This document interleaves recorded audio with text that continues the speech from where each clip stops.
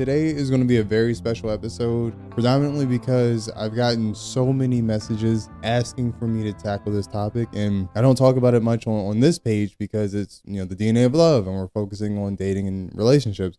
But I am a trauma specialist, and trauma has been a topic that's filled up my inbox over and over and over. So I felt it was productive to do a full series on the DNA of trauma, defining what trauma even is, and then how it impacts the individual, how it spreads like a cancer into your friendships and dating relationships, how it goes beyond that in ways that limit your life in some of the most painful of ways down the road as you get older when it goes untreated. How do we actually address this issue? How do we treat this and find a way to heal? And I say heal, and I mean that intentionally. I don't mean get past it or put it behind you. I know people use that language a lot when discussing trauma, but unfortunately there is no putting it behind you or forgetting it. There's no ignoring or avoiding memories or thoughts.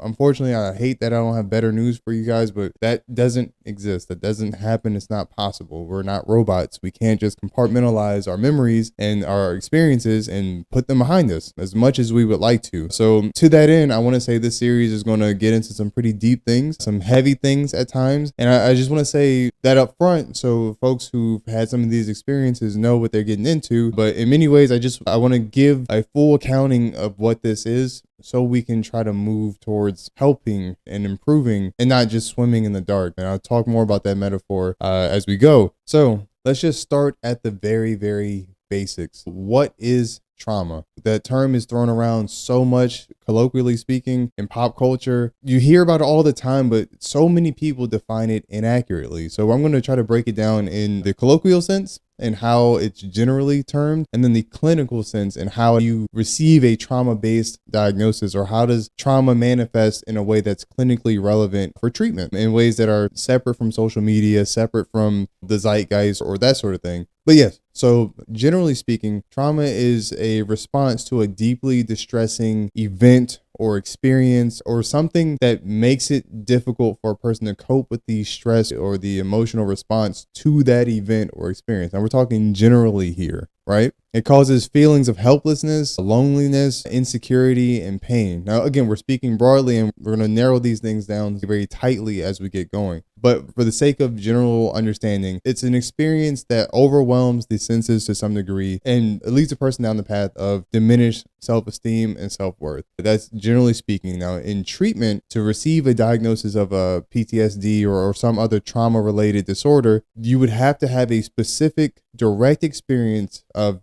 either violent trauma or sexual trauma. Those are the two avenues, and specific experience can include a direct witnessing of those things happening to other people. So not things you see on the internet, not things you see in movies, not things you see on screens, but things you directly experience where you potentially could have been a victim to the violence too. So I want to make that distinction very clear, because that's one of those things that people tend to conflate as like emotional trauma. And emotional trauma is conceptually helpful to understand, but it does not earn a diagnosis. There's no such thing as a PTSD because of emotional trauma. We're specifically looking at violence and those avenues, those lanes: physical violence, sexual violence. And they have a tremendous impact on how a person sees the world. So that's why research is focused on those two areas, because those are the areas where we see this PTSD response. And we're going to get into how that response manifests, but I just want to make that clear from the start. That doesn't mean that the other versions of traumatic or adverse experiences like emotional stress or psychosocial stressors aren't relevant in treatment. We do address those, but they aren't trauma that will lead you to something like a PTSD. So in short, trauma as a concept, clinically speaking, is an overload of the resources that a person has to protect themselves or to keep them safe. So the experience itself, I liken it to being crushed by the weight of the experience, almost like a boulder, with your resources being your muscles, the things that in theory, when adversity falls on your back in the form of manageable life-size boulders, you can catch them and hold them in a way that's actually manageable throughout your life. However, it's impossible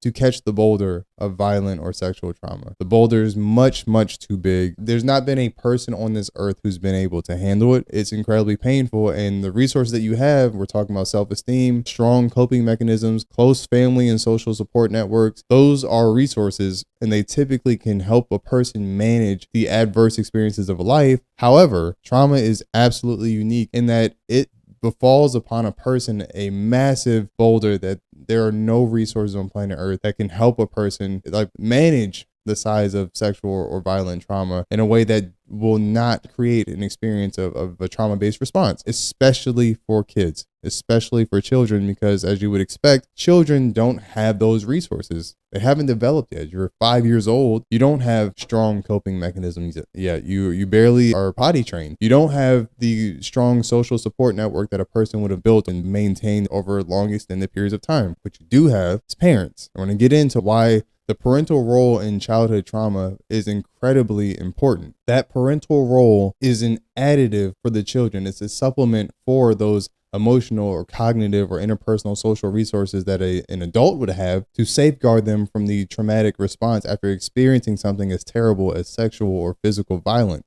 However, children who are in isolation, they're in a uniquely dangerous position to experience trauma. And I say this because abusive people who would victimize a child often look for children in isolation. When I say abusive people, I want to be very clear. I'm not just talking about adults. As a person who's treated this so many years and I've dealt with countless amount of patients who are survivors of childhood violent or sexual abuse, so often is the violent and or sexual abuse coming from other children. And when I say other children, I'm referring to other older children. Oftentimes, even when the ages are similar, there's a power dynamic because that's typically where, specifically with sexual abuse, but also with violent abuse as well, that's what the painful experience is derived from, is looking up to someone and then being introduced to some form of violence or a form of sexual contact that's, one, inappropriate, and two, confusing as hell and hard for a child to understand. It's one thing that isn't talked about much because there's not a whole lot of research on children abusing other children. And we're going to talk about why that is in a little bit. But for the most part, we are discussing the innocence and isolation of a child, which would make that child increasingly vulnerable to trauma if parents are not around. Isolation is a key correlative factor of potential abuse befalling a child because, again, it's harder to harm a child when they're loving, close, attentive parents around, making sure it doesn't happen. You tend to not see abuse happen to children who have a support system in parents, family members who will do their due diligence in keeping them safe all the time. And that means keeping them out of the reach of people who would likely want to bring harm to that child. When children don't have that, unfortunately, really bad things happen.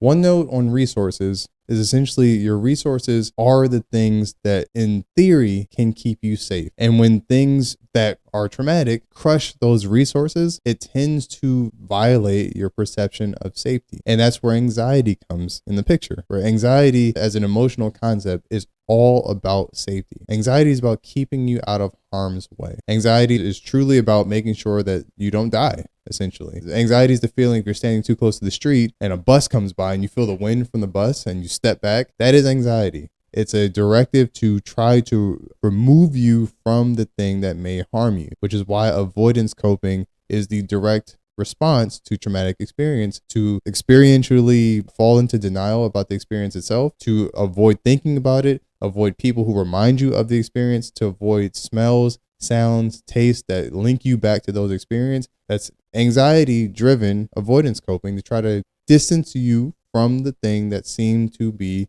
life-threatening, which would be the violent or sexual trauma, or both. So anxiety as a response is a very self-focused, self-centered, and I don't mean that in an overly critical way, but anxiety is about the self. If you have high anxiety, your anxiety is about you being safe, and it is in reference to you being safe in the moment. So anxious responses that aren't managed well is about a person trying to keep themselves safe. And I'm not excusing any sort of unhealthy or debilitating emotional response to anxiety, saying, well, it's just a person keeping themselves safe. I'm saying that you add anxiety with emotional dysregulation that is rooted in trauma and none of it's addressed in treatment. You have a person who's going to struggle with relationships throughout their life, whether it be friendships, social relationships, dating, what have you. So I just want to make sure that that's clear, because anxiety is something that we're going to talk about frequently in this context. So when talking about resources, when a person has a traumatic experience, there's often a fight, flight, or freeze response. Obviously, fight is pretty self-explanatory. Flight,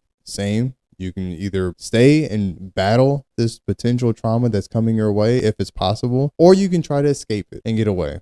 freeze response becomes the prevalent response for people who can't do either fight or flee. This is why trauma for children becomes incredibly nuanced, and I have so much empathy for children who have these experiences and who survived them, because there's no fight or flight oftentimes for children who are being sexually abused. There's just freeze. They don't know what to do. And it's incredibly sad. I'm speaking to this, one, to give respect to survivors of abuse and to those who might be watching this. We hear you, but also to shine light on this experience because many people don't talk about it. So let's explore this from a developmental standpoint. So let's actually go with the example of a child who has received an experience that falls within the realm of either childhood violent or sexual abuse. I've referred to these children and adults as survivors because they have. If you've made it to an adult age, it's very difficult to have these experiences because oftentimes people don't talk about them. I would say most of the time, which is why the research is so razor thin on this issue,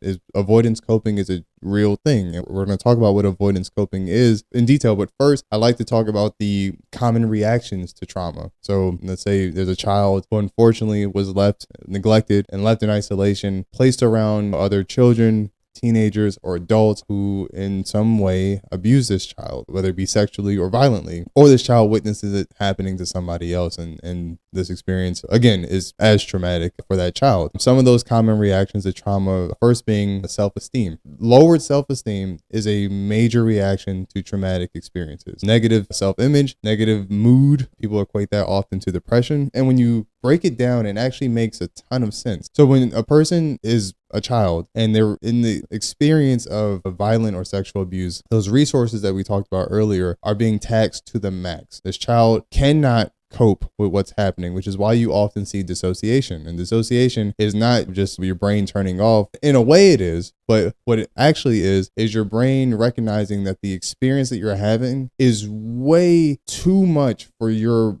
resources to handle in that moment. So your brain attempts to distance yourself from that moment by not encoding, not paying attention, or not offering attention to the experience, which would be dissociation, which then would not encode the memory because you can't have memory without attention. So the encoding doesn't happen. So oftentimes people have a very truncated or limited memories of their experiences because the brain has attempted to try to distance the body and mind from each other when the body's experiencing something that the mind cannot handle. And that tends to be what happens when a child is being abused. Why that then develops into a negative self-image or negative emotions about themselves and the world view around them is because of avoidance coping. So we have dissociation as one component where a child is experiencing violent or sexual abuse, and then they are developing a dissociative response to that, where the brain is trying their best to isolate that experience, eliminate the attention so memory does not develop about that experience. However, memory always develops from that experience because the brain cannot turn off.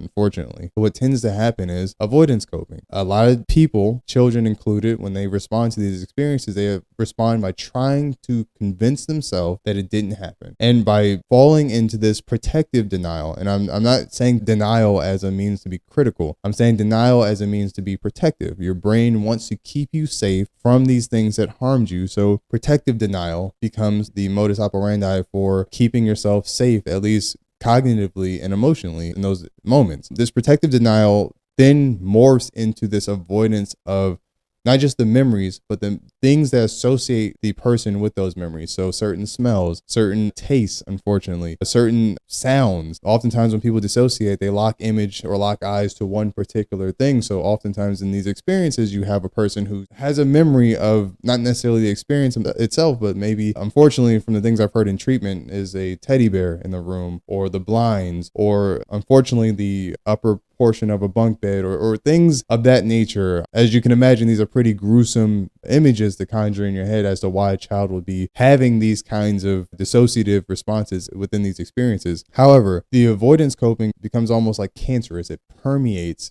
Obviously, there's, as far as the common reactions goes, there's guilt and shame, there's anger and irritability, because anger is a protective emotion. So I develop anger as a means to keep myself safe. But the negative responses to your own self-image becomes a product of avoidance coping. And I'll tell you how. So if a person has a trauma-based experience and they're trying to avoid that memory, they also have to avoid the idea itself that there are bad people on this planet who would do this kind of a thing to a person. So avoiding the experience, step one. Step two then becomes avoiding the idea that bad people could do this kind of thing. And if you're avoiding the idea that bad people can do this kind of thing, so many survivors of abuse turn the lens inward and they now direct that potential negative response to themselves. And that's where guilt and shame becomes prevalent, where it becomes a feeling of, well, I can't acknowledge that other people can be this rotten to the core to do this thing to me, because it can't be other people. Because if I acknowledge that it's other people, then I have to hold that person accountable, at least internally, mentally. And then also have to acknowledge that this thing did happen to me. Or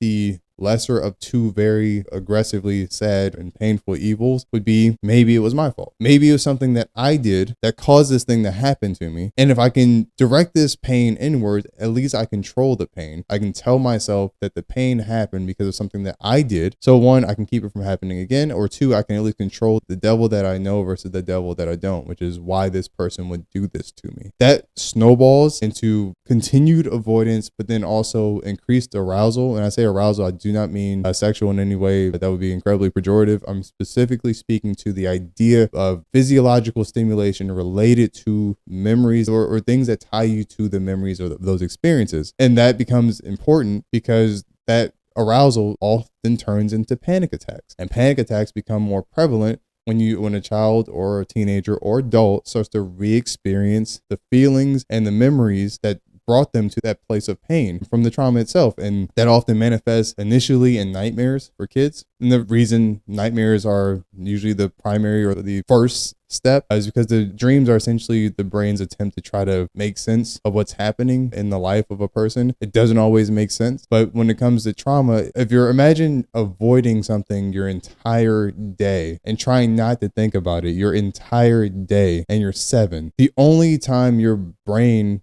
will be able to feel at least like it has the space to let go a little bit and think about it is when you're sleeping. And essentially your brain's trying to figure out this problem and solve this traumatic Rubik's Cube throughout your night. But for you, it's just a nightmare. It's painful. It becomes flashbacks throughout the day over time. And flashbacks then turn to panic attacks because it makes a person feel as close to the experience as they were when they were having the experience. And it's incredibly, incredibly painful. But yeah, oftentimes, because of all of these things, this weight that a person has to carry, you tend to also see, as far as common reactions to trauma goes, a development of alcohol or substance use in some capacity as a means for coping. And when you think about it, like, it makes sense. Like, if a person has an experience that's so painful that the brain tries really hard to shut it out unsuccessfully throughout the span of their child life, teenage years, and into adulthood, a person will look to external means for addressing this problem. They'll look for external means for helping change their perception of the world around them. And when I say their perception, I'm not just talking about their view of other people. I'm talking specifically about their perceptive view and their experience internally as well. So changing their reality. And substances help you do that. Substances unsuccessfully, but they can at least for moments help you block out some of these things that are most painful. You see these in the harder drugs that give you the impression that you've changed your reality. But when it comes to alcohol, you see it as alcohol being a depressant. You see it manifest in ways that are oftentimes emotional dysregulation. For men, typically anger. For women, typically sadness. These are general trends. They're not necessarily hard, fast rules by any stretch of the imagination. It's just something that is pretty common across the genders. So in essence, trauma gives us our beach ball as we swim in the waters of life. What I mean by that, it's a metaphor that I've found to be useful in treatment, where imagine in this world that we live in, all human beings are swimming in this very large collective ocean. And if everything goes well in your life, you swim with both hands. You feel free. You feel open to do the things that you want to do. You can swim freely without being encumbered by anything. And all you have to worry about is not drowning and treading water and the potential predators that exist in life. But you are, in theory, swimming with people you care about. So the water feels a little bit warm. You're also not encumbered by any sort of objects in your hand. So it seems pretty easy until you get old and eventually pass away. However, if you're a survivor of trauma, you tend to get tossed the beach ball in life. And beach balls, if you've ever been to the beach, they're huge, but also they're really, really hard to miss. Easily seen in the water, unless the person who has the beach ball, the traumatic experience, tries to keep that beach ball underwater. And that's actually what avoidance coping looks like, where I had this beach ball. I didn't create it. I didn't ask for it. It was thrown at me, and I cannot seem to get away from it. So the next best thing is to tuck it under the water as hard as I possibly can. And early on, it feels like, oh my gosh, like it works. Like, sure, I'm swimming with just my legs, and sure, my arms are getting tired holding this beach ball under the water, but the fortunate aspect of it is at least people don't see it. At least I look normal to other swimmers who don't have the beach ball experience that I do. At least to these people, I'm swimming just like they are. And early on in life, when you're young, it actually seems to be effective. If I can continue to avoid acknowledging that this beach ball exists, I can hold it under the water as hard as I possibly can and keep kicking and find my way in life and try to exist with this beach ball experience that no one knows I have. They can't see beneath the water, but I know it's there. Problem comes in two areas: friendship and intimacy. When I say friendships and intimacy, I'm talking about friendships and dating relationships, and aging. Aging, it's the easiest one to address. At some point, you get tired. You cannot hold the beach ball under the water forever. You just can't. You're going to get tired. And this is why you see unaddressed trauma affecting people the most in their 40s and 50s, when they're tired. And they've been holding on to this experience for decades. And they've been pushing it down under the water as their beach ball for decades. But the other side of that coin is friendships and intimacy. And why that becomes important is because primarily for intimacy and dating relationships, you tend to want to swim with a partner. You tend to want to have someone in the water with you. And initially, everything seems fine when you have that intimacy-based traumatic beach ball, particularly for people who are survivors of sexual abuse. They keep the ball tucked in the water, they keep swimming, they meet a partner, that person likes them, I like swimming with you too. And everything seems great until that person who's swimming with you and who's taken a liking to you reaches their hand out to hold yours, metaphorically speaking. Connection, intimacy. It becomes very difficult to hold their hand, to reach it out honestly and connect with that person while you're pushing down that beach ball. Because it's already hard enough holding the beach ball under the water with two hands, but now try to do it with one and tread water and not drown while also holding the hand of this intimate partner. What tends to happen is after a while, the whole thing collapses and the beach ball comes flying out of the water in moments where you were uncomfortable and not expecting it. And that, ladies and gentlemen, is what we call a panic attack. It's a moment where your emotional response is completely exposed. The feeling you get is a feeling of exposure because you're having a response akin to what the experience was when you were being abused, or you were experiencing or witnessing the abuse. The flashbacks, the memories, the physiological sensations, they all come flooding back in the form of this beach ball now out of the water. And it's embarrassing as hell. And the partner that was hoping to hold your hand, who didn't know you had a beach ball, now they know too,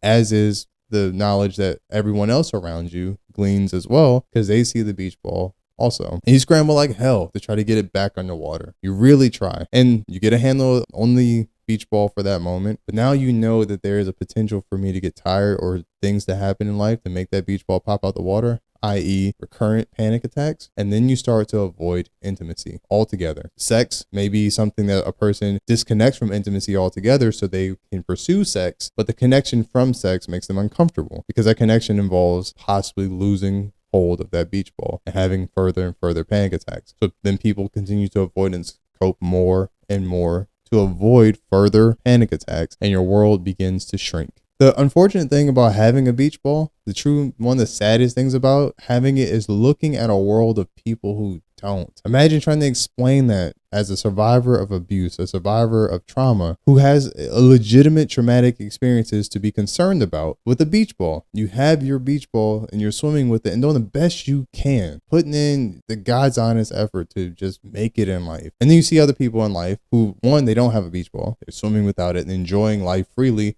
And then they're looking at you confused, like, why are you struggling so much with these emotional experiences that we all have normally? Well, they wouldn't know what it's like to be a person who survived abuse. They can't know. It's something that they'll never be able to have experiential empathy for because they didn't experience it themselves. So in the context of the beach ball itself, panic attacks are essentially the experience of the beach ball flying out of the water, exposing the experience and the emotional response in a way that's scary and also very, very hurtful and embarrassing to so many people. And a case study in this, for example, would be Will Smith and Chris Rock. So we all know that in 2022, Will Smith went up on stage and he smacked Chris Rock in the face at the award show. What we tend to not discuss too often is Will Smith is unfortunately a survivor of trauma. He's discussed it sparingly here and there. I don't claim to know Will Smith personally, but it just based on his public discussions of his childhood experiences is that he's a survivor of childhood violent trauma. And we want to do a case study and use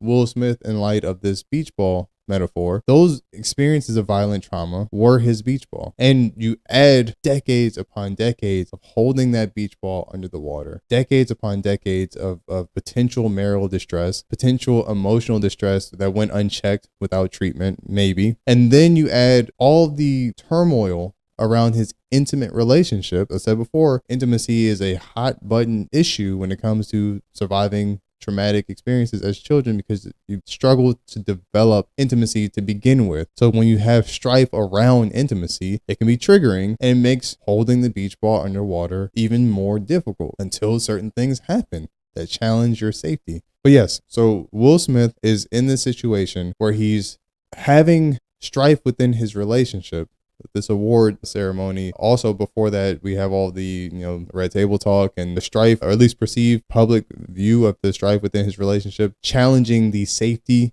of his relationship, the intimacy of his relationship, and also being humiliated at times on the internet. People embarrassing and saying things that were just horrendous, compounding the emotional response over time in ways that were obviously painful to Will Smith. And now we're at the award show. And now we're in a position where his safety, his relationship seems to be threatened. In these moments, your anxiety spikes. In these moments, you're distressed. You're holding your beach ball under the water, but now the water's around you in this award environment with the internet and the things that were said about him, and then the chaos of being a celebrity. Like, that's not a natural way to exist as a human. The waters around you become torrential. The waters become very chaotic, and holding the beach ball under the water is already difficult, but it's made even more difficult by the chaos around you when the waters are completely aggressive now, such as the environment at the award show. Enter Chris Rock, who's now making jokes at the expense of Will Smith and his intimate relationship, where he has a place where he believes there's safety. Beach ball comes out the water. Now we have a guy who's walking up to the stage and he smacks another grown man in public, ruining his public image and in many ways his career. And people would ask, what would make a person do this? And to that I say, trauma. Again, an explanation, by the way, is not an excuse. I'm not excusing this behavior. You should not put your hands on anyone. However, that man's beach ball got loose in front of the world. And it's important to acknowledge how that becomes an issue early on, not to excuse the behavior, but to recognize ways in which we can prevent it going forward when there's a person who has a traumatic experience, like Will Smith. Now, on the flip side, we have Chris Rock. And I also want to use him as an example in this context. Chris Rock also discussed his trauma in the past as a child. He's briefly touched on surviving childhood sexual abuse, and he would apparently seem to have a beach ball as well. And in many cases with Will Smith, we saw a version of the fight, flight, or freeze response. In his case, it was fight, where he literally assaulted another man. Chris Rock, we saw freeze. Possibly felt like he couldn't fight because Will Smith is twice his size. He's not a fighter, he's a comedian. Couldn't flee. He's on center stage at an award ceremony on national TV in front of the world. The only thing left was the freeze response, a response that probably was not that unfamiliar to a survivor of childhood sexual abuse in that context. And you saw Chris Rock did nothing. He froze and took the hit. He received the abuse from Will Smith, frozen in his tracks, but then his response afterwards is telling. Actually makes me wonder if he's been to trauma treatment. He actually addressed it directly, pretty clearly. Now, granted, he didn't necessarily harp on it or stay on the issue, but he did address it in a way where he managed to keep his composure, and he didn't have a beach ball moment, where he didn't have a panic attack after being hit. He didn't have an embarrassing experience like Will Smith when his beach ball came flying out the water, which makes me feel like Chris Rock has had treatment. I don't know if that's the case, but that's just a possibility. And that's a great segue to addressing what potentially happens with treatment. So we already talked about what potentially could happen without treatment. Avoidance coping becomes the primary way of trying to handle trauma. This experiential protective denial that where a person works really hard to avoid feeling or re-experiencing the memories or physiological responses linked to the incidents.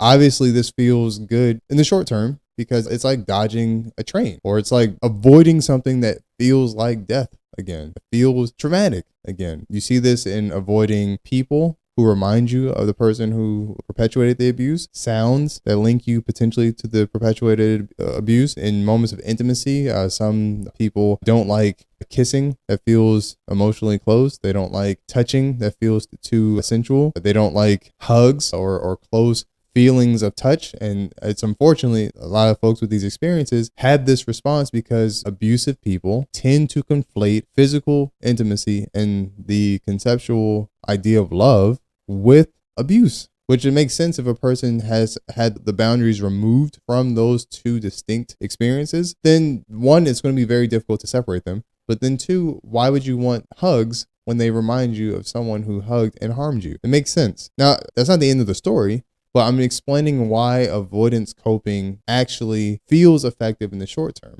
Why I say it's effective in the short term is because avoidance coping progresses. It may start with just avoiding people and then thoughts that may remind you of the certain memories. And then further than that, maybe places that remind you of the memories. And then maybe movies, maybe TV shows, maybe certain songs, certain smells, certain feelings. And then your world over time continues to shrink and shrink and shrink. This is not sustainable. It's impractical. It's also incredibly exhausting to be constantly on the lookout for things that may trigger you to an emotional panic attack response related to your traumatic experiences. It's not manageable. And this is why I said earlier that people who are in their 40s and 50s who've been pulling this dodging avoidance coping act their whole life, trying to keep their beach ball underwater, struggle over time because you just get tired. And this expands and permeates like a cancer into dating and marriage relationships too, because you don't age out of your traumatic experience. You don't just grow up and just get better. I wish that were the case, but you just don't. Oftentimes, the traumatic experience leads to some degree of arrested development emotionally and intimately speaking at the age in which it happened. So at times, like if you hear a person who's speaking, I call it child voice, like you hear like a male or female speaking and they're expressing a particular emotion in the same developmental manner that a 7 or 8-year-old may express those same emotions, should give you pause and empathy, because maybe that person has an experience from that age where they can't or they haven't necessarily gotten through it. And maybe they don't even have the insight because they've been avoiding the experience of the memory so long and no one's asked about it for a very long time, to a point where they're now in this space where this is their version of emotional expression that they have, and this is just what it is for them. There's not a whole lot of feelings of growth in that area. So in sum, avoidance coping is harmful because it damages your capacity to connect with other people. It also shrinks the world around you tremendously.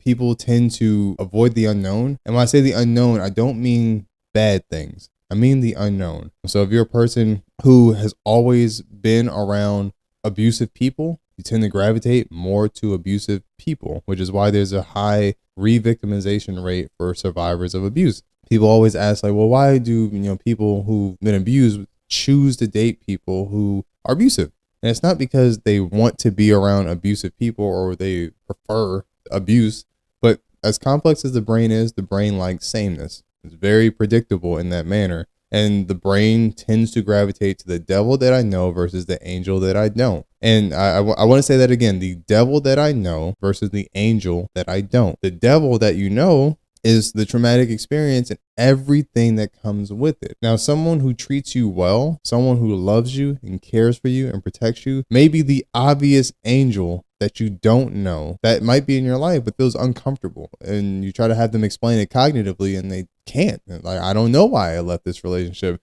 They were good to me. They treated me well. I just felt uncomfortable, like I had to go. So I did. And that's essentially a trauma response. The trauma response being the unknown has been harmful to me in the past. The unknown was the first time I was, for example, sexually abused. That unknown experience caused me tremendous harm. It felt almost like death. I will be avoiding the unknown from now on. And at least the people who repeat abuse in the same fashion that one experienced as a child when their worldview was forming, that is a pain that they can control. That's a pain that they know. So they go towards that pain, even if it's subconscious. It's the same reason self-harm, like with cutting or excoriation, is picking disorder or things like that. Like these things that a person experiences are cognitively and emotionally predictable, even though they're incredibly complex. And a person who harms themselves in some capacity, they want a degree of control that they didn't have when they were being traumatized or abused.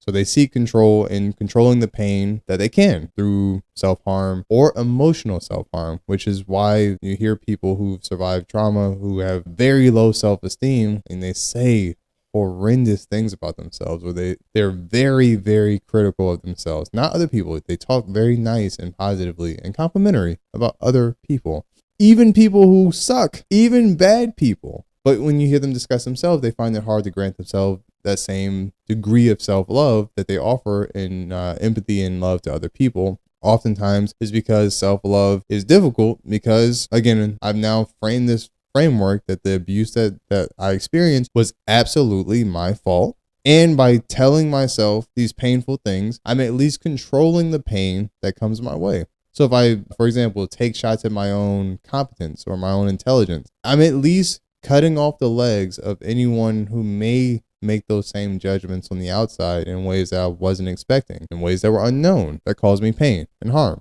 Same with beauty and self-image. If I can say that I think I'm ugly, it doesn't matter how many people say that I'm attractive. I've now controlled the pain that could come from someone making me feel as ugly as I believe that I might be. And oftentimes, like if a person who survived sexual abuse, they struggle to see themselves as even attractive. I've had many patients who were in treatment, and the exercise of even looking at themselves in the mirror for extended periods of time was very, very painful, almost tear-inducing for a lot of people. Because the idea of seeing myself as a human when my humanity has been taken from me in some degree with a traumatic experience is difficult and painful. And having self-empathy and love is, again, foreign concept, and it's incredibly painful. So it's avoided. And the narrative continues to push that, I'm not good, I'm ugly, I'm unintelligent, and these things all cycle and sort of feed this idea that the thing that happened, the abusive experience, was simply because it was my fault, because I'm not good, I'm bad. And treatment is meant to reverse that erroneous perception that one didn't start with you as a survivor of abuse. It started with the person who harmed you to begin with.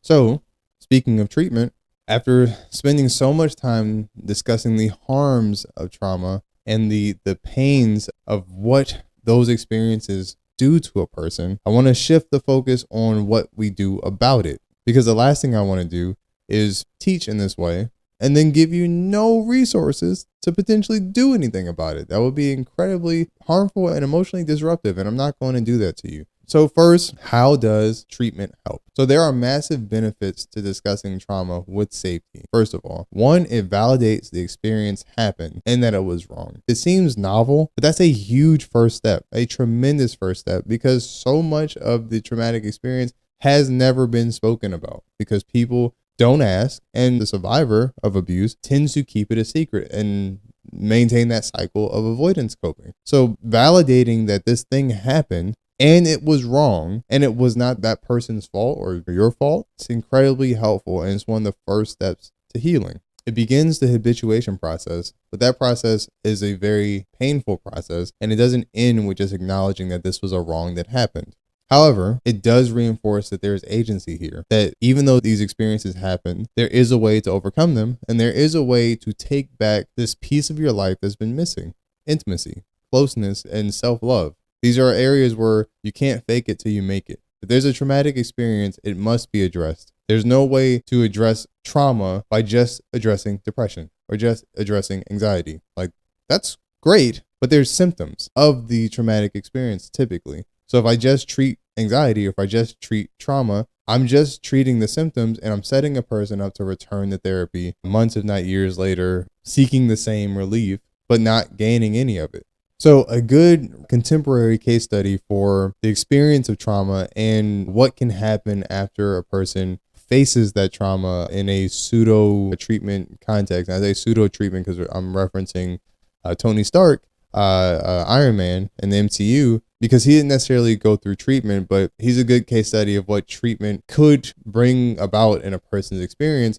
So anyone who isn't an MCU fan, Tony Stark is Iron Man, and Iron Man, just to keep it very, very top level, not getting too in depth with the MCU, but he's a person who, as Iron Man, trying to save the world in the Avengers 1, had a near-death experience where he essentially saved New York City from an alien invasion from another dimension and a nuclear explosion from a warhead that he took into another dimension, not expecting to come back, where he was planning on saving the world as a martyr. But he survived, and he awoke and realized, like, oh my gosh, like, I did save the world and I'm not dead. I'm able to continue on as Iron Man. But as you'll see in the later movies, he developed a lot of the hallmark symptoms of trauma, where he started to have nightmares, started to re-experience and have flashbacks about the traumatic experience being near death. It also started to affect his relationship with Pepper Potts, one of his most close, intimate relationships, with Happy as well. It was very painful, and he started to have panic attacks associated with this near-death experience. Now, throughout the course of the movie, I'm going to skip over a ton of details because they're not relevant, but throughout the course of the movie,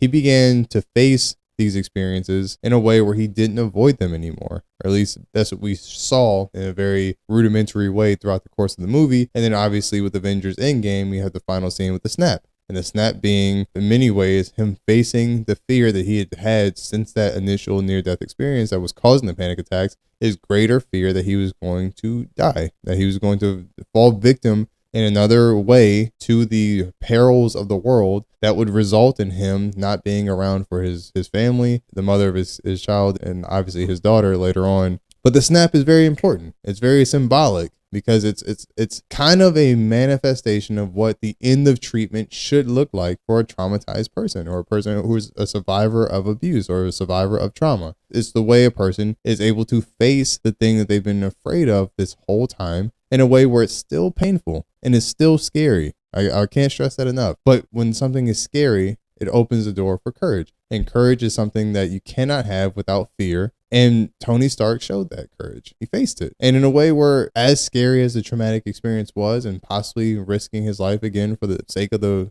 universe, he didn't avoid it. He faced it head on. Now, granted, we're not superheroes, and I don't have an iron suit, and we're not fighting Thanos. However, trauma in a way can be dealt with by facing it directly in treatment. Another case study in this context would be Simba in The Lion King, where Simba had a traumatic experience where he was nearly killed, and his father was indeed killed during a stampede that was perpetuated by Scar, and in devious fashion tried to convince Simba that it was his fault. And this affected him in a way that trauma would manifest. Now, we're talking about a movie for children, so clearly they didn't depict trauma in the way that you'd experience it in treatment. However, it did show Simba's story arc trying to run away, which would be a manifestation of avoidance coping, where he ran away from the Pride Lands and then continued to run away and try to avoid it when he met Timon and Pumbaa. And then over time, encountering Nala and realizing that, like, my life is back home. And I can't avoid everything from my past forever. It's going to come back at some point. And this pretend protective denial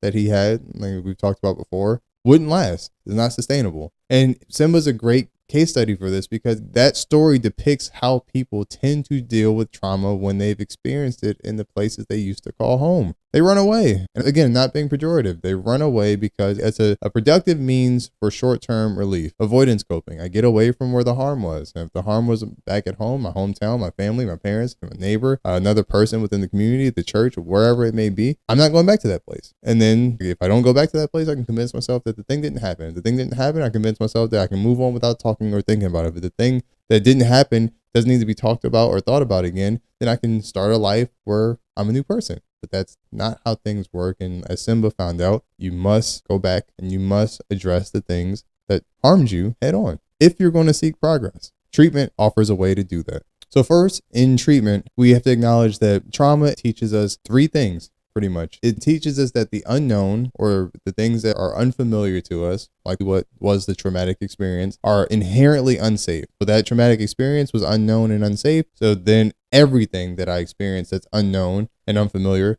is also unknown and unsafe and scary and overwhelming as is that first experience. And that much is not true. That was likely true, absolutely true for the traumatizing experience when that happened, but it's not true for everything else in life. And that generalized approach is the brain's attempt at sameness, as we talked about before, where the brain likes efficiency. Doesn't mean that it's always effective, but it does keep you alive. Black and white thinking is a cognitive distortion that leads to pathological thinking. And in the short term, black and white thinking can seem helpful, but it does not leave room for healthy thinking. And healthy thinking is typically somewhere in the middle. It's not on one end of the spectrum or the other. Typically, spectrumized thinking or behaviors leads a person down pathological paths. You overeat, undereat.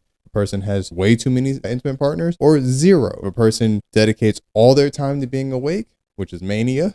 It's not healthy. It's very dangerous. Or they sleep too much, which oftentimes is a symptom of depression. Finding a way to find the balance is a skill that needs to be developed, and it cannot be developed if a person never gains a comfort with the unfamiliar, because healthy behaviors, healthy thinking, healthy emotional expression, and behaviors are all likely unfamiliar to a survivor of abuse. Fortunately, this discomfort or this reaction to the unknown or unfamiliar can be unlearned over time. And we can also learn to distinguish between unsafe and safe discomfort. There are many ways separating the two, and discomfort as a blanket concept is not inherently unsafe and harmful or damaging to a person. But if you are a survivor of abuse, especially at a young age, you tend to not have had the opportunity to develop an understanding of what is actually safe discomfort, because something unsafe and uncomfortable harmed you so early that you now labeled every form of discomfort that's outside your familiarity zone to be inherently unsafe and damaging.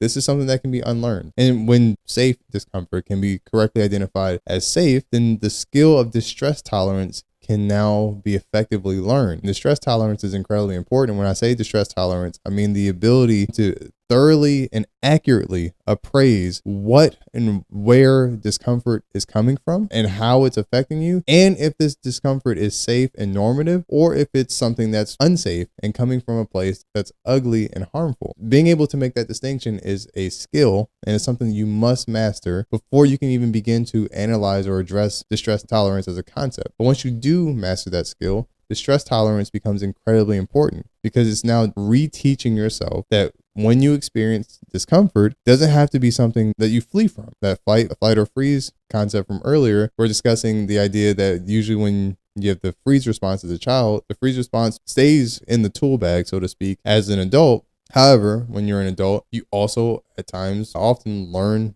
that freezing is ineffective and fleeing is an option now because you're an adult. But that again is not a healthy response to all forms of discomfort, and distress tolerance will help you get to a place where you can handle discomfort in a way that is healthy. And the reason why that's important is because so many of the most important aspects of intimacy are at first uncomfortable. Conflict, for one. There's no such thing as a dating or marriage relationship where you don't have conflict. But if your traumatic experience only makes you think of safety, and your protective emotions are only anger or other things like contempt or resentment that help distance you from the relationship to keep you safe within your bubble, then you never develop meaningful, close relationships that last. So distress tolerance is incredibly important as a skill, because it helps you formulate ways in which you manage your emotions in experiences or forms of discomfort, while also being able to do difficult things or build difficult skills like conflict resolution. This isn't just building a skill just for the sake of building a skill. It's building a skill en route to helping make your relationships more healthy, helping make your relationships more manageable and long lasting. So in essence, distress tolerance is absolutely a skill. It's habitual. It's something that you can build and practice, and it's intentional and precise and targeted. It's not something that just happens over time. You don't age into being able to manage your distress in a way that's healthy naturally. And that's for humans who aren't survivors of abuse. For those who have survived these traumatic experiences, these are folks who have a bigger cross to bear, but it doesn't mean that you are stuck without a way to go forward. It means that the path might be more difficult for you, but distress tolerance is something you can learn, and the parts of your life that matter the most are something you can earn back. And I say earn back, and not that you didn't have it out of any fault of your own. It was taken from you. And that is a hard realization to have, because it acknowledges that a bad thing happened where your agency was removed. But that's not the end of the story. Your agency isn't something that has to be permanently dislodged. We can earn it back. And that's what treatment will help you do. So while we're on the subject of treatment, let's discuss what that treatment actually is. So for treating trauma, whether it be violence or sexual trauma, we tend to focus on either prolonged exposure therapy or cognitive processing therapy, CPT or PE.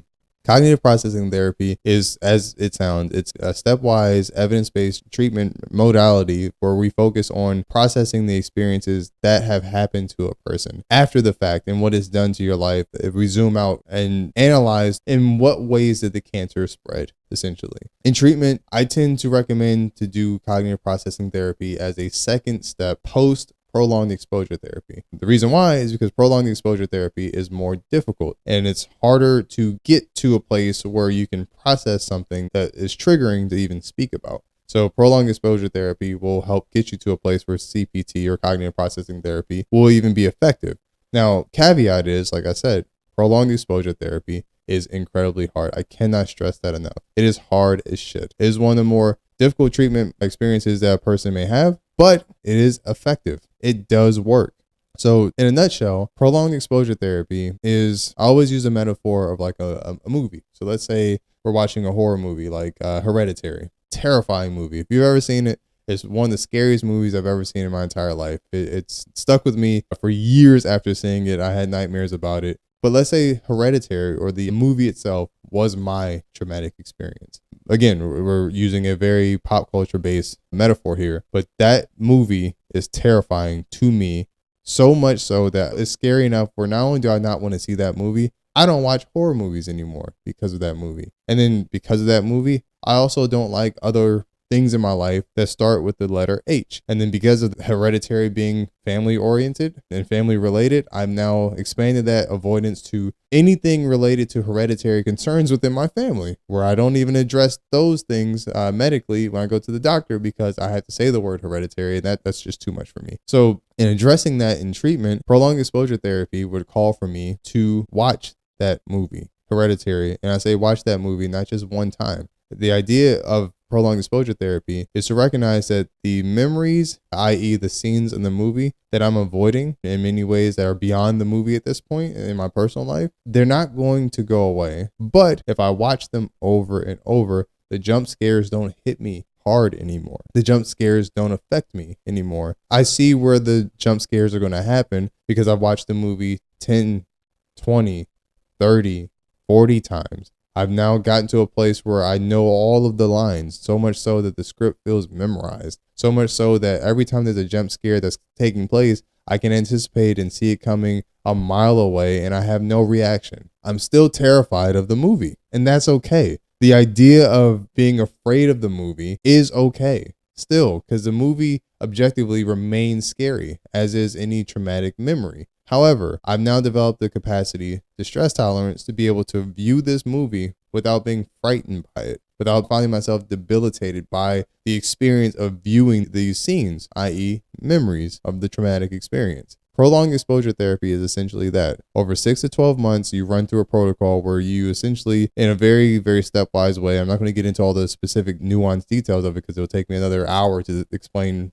prolonged exposure therapy and the protocol itself. However, in essence, you watch the movie over and over and over and over and over until you stop having panic attacks as you recount the experience in treatment. And obviously in treatment, 100% of my patients in trauma treatment have panic attacks. Several of them, 10, 20, 30 of them, like at minimum. It happens. But the point of prolonged exposure therapy is to make sure the jump scares don't scare you anymore of the traumatic experience, to be able to discuss it with safety in a very controlled and safe form, but also to be able to manage panic attacks where you don't fear them anymore, because not only are we going to practice how to manage them when they happen and not run from them, but also you gain control of them again without trying to suppress them by pushing the beach ball back under the water. In essence, we're deflating the beach ball, squeezing the air out of it until panic attacks don't happen anymore. And that beach ball, we don't throw it away because we can't. It's your experience. But you then begin to hold it in one hand, deflated, still able to swim. Now with two hands, one slightly encumbered, but your other hand remains free to hold the hands of other people close to you in intimate relationships. Again, I'm speaking about the process And it's easy to talk about the process, but I can't stress enough, it's very, very difficult, and it takes around 6 to 12 months. In my personal experience as a provider treating it, I've seen it done sooner, but it's very painful. Most people don't make it through treatment because avoiding this feels better in the short term, much better than addressing it directly in treatment. However, the earlier you address it, the better you'll be because you don't have to address it. It's not something that has to take place 10, 15 years from now, because once you've seen Hereditary 25, 30, 40 times, you've seen it. You've now, in essence, taken control of this movie and the scenes that have plagued you throughout your entire movie viewing life. We're going to stay with the metaphor here. Hopefully that makes sense. But in reference to distress tolerance, we're talking specifically about a stepwise progression in handling things that are distressing in a way that calms your physiological response to the distressing event, i.e. the panic attack, and reducing your physiological arousal in a way that either reduces the experience of the panic attack itself, and then over a few weeks of practice, like actually stopping the panic attack from ever happening. And that's the goal. But this is a skill and it requires a lot of patience. It's like going to the gym. If you go to the gym and say, I'm going to work out one time and expect muscles, that's not going to happen. You have to go to the gym every single day, make it a lifestyle. I'm not saying become a meathead, metaphorically speaking, and make it consume your life, but make it something that actually matters to you, where you develop the skill in practice, like playing the guitar or an instrument. If you play it every 6 months, you'll never play music. But at some point with practice, with the stress tolerance, you'll manage your panic attacks, and you'll start to realize that each string I'm playing in life starts to sound like music, starts to sound like something I'm controlling, and I actually produce the skill to take this massive component of my life back. So in treatment, I tend to help folks learn 3 primary skills for distress tolerance. That would be controlled diaphragmatic breathing, progressive muscle relaxation, or PMR, and positive imagery. So positive imagery is the easiest to explain. But essentially, the brain is very, again, complex, but you can manipulate how the brain responds to things. So if I think hard enough about things that are hot or things that make me feel sweaty, I slowly induce somewhat of a physiological response akin to what heat would make me feel. Doesn't mean you can cook your body or make yourself cold by thinking of cold things, but it helps put your mind in a framework that your body will hopefully follow suit. So if I'm thinking about things that are hot and temperate, I put myself in a position where my body starts preparing to feel hot and temperate. The same thing can be done with safety. If you practice the skill of producing positive imagery to help your brain soothe itself, you can make your physiological response move in that same direction of self-soothing. However, that skill, I explained it first because it's the easier of the 3 skills I just listed, because that would be the icing on top of the cake. The cake itself would be controlled diaphragmatic breathing and progressive muscle relaxation, PMR. Controlled diaphragmatic breathing is an exercise that activates the parasympathetic nervous system by stimulating the vagus nerve and counteracting the stress response by improving lung efficiency and increasing oxygen intake and oxygen dissemination to the brain, essentially. This stimulation of the vagus nerve calms the mind. It relieves anxiety and tension by offering oxygen to the brain that the brain wasn't getting through inefficient breathing like hyperventilation. That is a typical precursor to a panic attack. Essentially, the brain is not getting enough oxygen, so the heart starts beating because the brain's saying, hey, we're not getting enough oxygen, I think we're dying, send more blood. Heart starts beating, but your breathing remains shallow because you're having a panic response. The oxygen that is being sent to the bloodstream and then to the brain by proxy is inefficient, so the brain still goes, we're getting more blood, but we're not getting more oxygen, so heart needs to do more work, hence hyperventilation and a panic attack, and the person feeling like they're dying simply because the brain literally thinks you're dying because it's not getting enough oxygen. So controlled diaphragmatic breathing offsets this response and offers a calming effect by stimulating a reset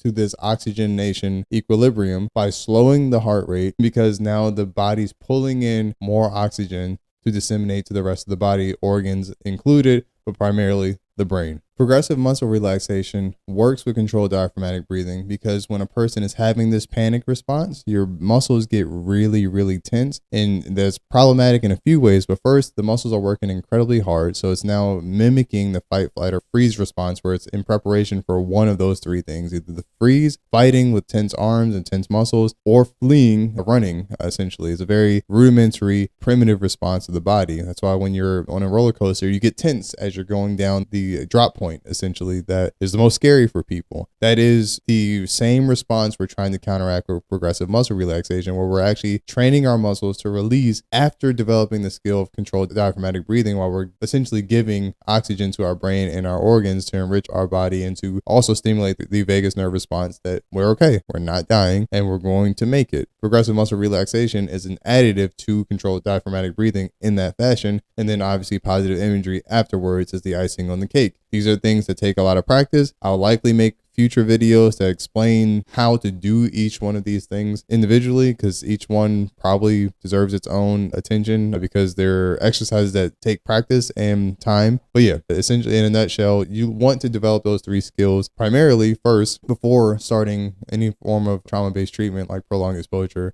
and then CPT or cognitive processing therapy thereafter. A good example of controlled diaphragmatic breathing and its benefits in anxiety-inducing situations, akin to what a panic attack would induce, would be LeBron James. And I use LeBron as an example with a degree of caution, because he's such a massive public figure that even the mention of his name can bring connotations to the mind. However, he is a great case study for the benefits of controlled diaphragmatic breathing, because I noticed around 2012, 2013, he started using it while on the bench preparing for games when he was in Miami. And this is important because at that stage in his career in 2011, he hadn't won a championship. He actually had a reputation for flopping in the playoffs, essentially, in practice, literally flopping, and to the annoyance of many anti-LeBron fans, but also not performing when the moments were at their most anxiety-inducing. And I'm speaking just based on what I saw, but I don't ever remember seeing him up until 2012 ever sitting on the bench doing these controlled diaphragmatic breathing exercises. However, he did start, at least to my knowledge, around 2012 or 2013, and that actually coincided with him winning his first NBA championship and having some of the best performances of his career up until that point. Basketball is a very, very difficult sport. You're playing in front of 20, 30,000 people every night, especially in the playoffs and the finals in the NBA. You're playing in front of millions at home. Definitely an environment that would induce a tremendous amount of distress in a person. And he found a way to use controlled diaphragmatic breathing to manage it in a way that was effective. So regardless of how you feel about LeBron, these methods work and they can be absolutely productive even at the highest levels. But in closing, if you made it through this whole video, I truly appreciate you taking the time to listen, but also having the courage to hear this topic in this extended format in a way that could have been triggering depending on your personal experiences. But I cannot stress enough that even though childhood sexual and violent abuse is incredibly painful, at times can feel impossibly debilitating, it is not the end of your story. If it's happened to you, it's not the end of the story. It's not the end of the road. There are ways to treat the experiences that have plagued your life for so many years. There are ways to fight and earn and gain back aspects of your life that may feel like they've been missing since those experiences took place. And this is not isolated to survivors of abuse who are children. Adults who are survivors as well absolutely can benefit in treatment in this capacity as well. And I just want to reinforce that I believe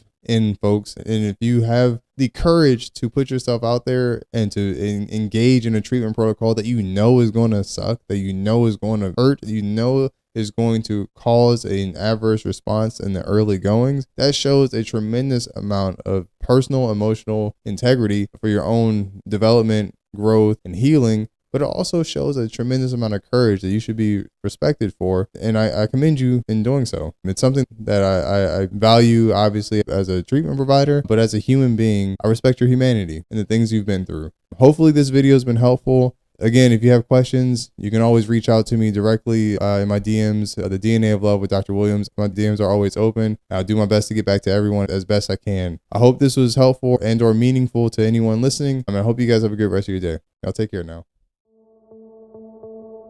It starts in the eyes, then moves to the heart. I see what I love, so I know where to start. Hoping we could be the only two on Noah's Ark, but the fact I'm at war is still keeping us apart. It was sparks when we kissed and fireworks sex. I really feel sorry for the guy she hurt next, but they better talk that shit for real. And when I'm dead and gone, let me know how you feel. Wild Wild West, doing my best, losing my breath to get you in that white dress. You know it's keep it real, Will. You know it's not pretend. I always been faithful while you listen to your friends. And if I die today, I know you're fucking where we're in. So I hope you're hearing them right, and hope they know that they better talk that shit for real. Cause when I'm dead and gone, you would know how I feel. I can't save you, I can't save you. Welcome to my wonderland. It's hopeless helping you, I'll regret it too, but I need you to understand my life at the bottom of a hill, looking up, hoping someone give a fuck. Cause